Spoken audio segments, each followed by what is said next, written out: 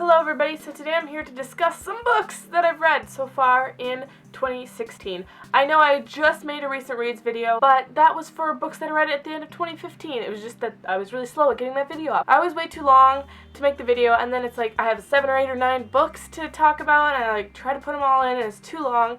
And I see lots of people actually this year so far doing this, where they do like recent reads, and they'll talk about like 4 or 5 or 6 books. The first book that I finished in 2016 was actually a book that I had started reading around the end of December, or actually I started reading it in November. It took me a long time to finish, and it is Fans of the Impossible Life by Kate Skelsa. This is a YA contemporary about these 3 teenagers. This book deals with a lot of serious topics like depression and anxiety, and it also has to deal with homosexuality. It has, I think, a gay character and a bisexual character. It has a few gay characters. It has a plethora. They rely on each other to kind of help get through, and it's just a very up and down.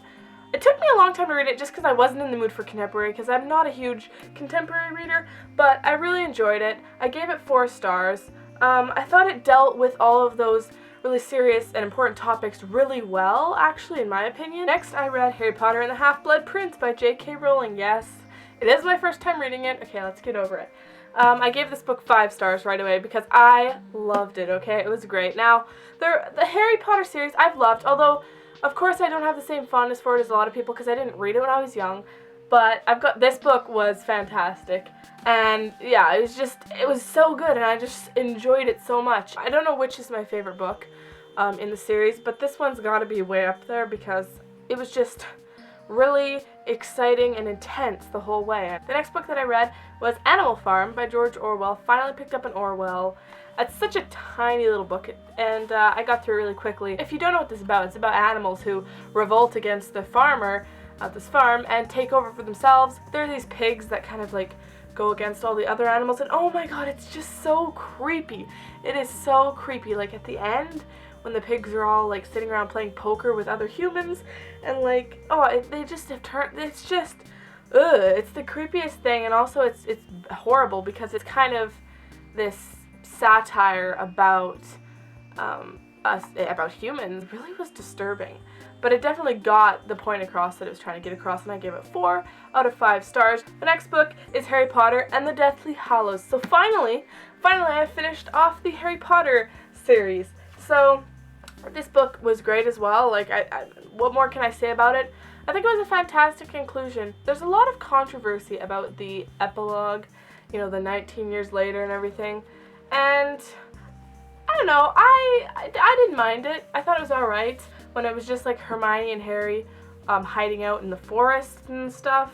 There was some kind of sluggish, slow spots, but I mean, it can't all be like extremely crazy, but it was for the most part, and I really enjoyed it. And did I say I gave it 5 stars? I gave it 5 out of 5 stars. The last book I'm going to talk about in this video is The Rose Society by Marie Lu. Now, a little bit of backstory. I read the first book in the series, The Young Elites, back when it came out. I was really excited because I like Marie Lu. I think her Legend trilogy is great. And I was kind of disappointed by it. Like, it wasn't what I was expecting, and Adelina as a main character was definitely not what I was expecting. She's very villainous, and she's an unreliable kind of narrator in a way. I think she's a terrible person, and I don't find really any redeeming qualities. So I didn't really enjoy the first book. I didn't love it. It didn't live up to my expectations.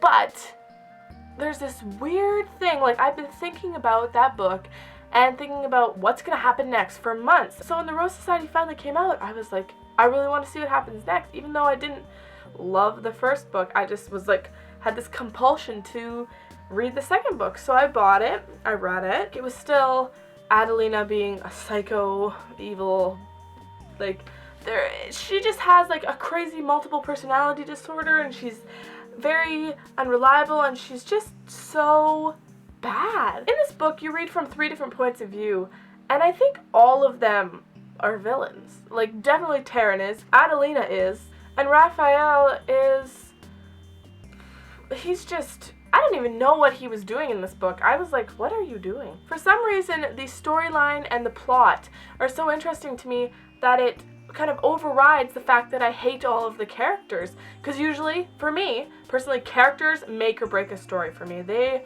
are, you know, the people. They are like my eyes in the story. They are the people I fall in love with, I sympathize with. So for me to want to continue on with a series in which I hate all the, like, pretty much all the characters, I think that really says a lot about the story and how, I guess, addicting it is. I don't know. It's weird. It's like I hate the characters, but I just want to keep reading. I gave this book 3.5 stars. That's the first 5 books that I read in 2016. I'm going to keep trying to do these videos where I like just talk about 4 or 5 books. There will be more often. I'll definitely be making these more often, trying to keep up with the books that I'm reading because I'm trying to read lots of books. Let me know what your opinions are on these books if you've read any of them.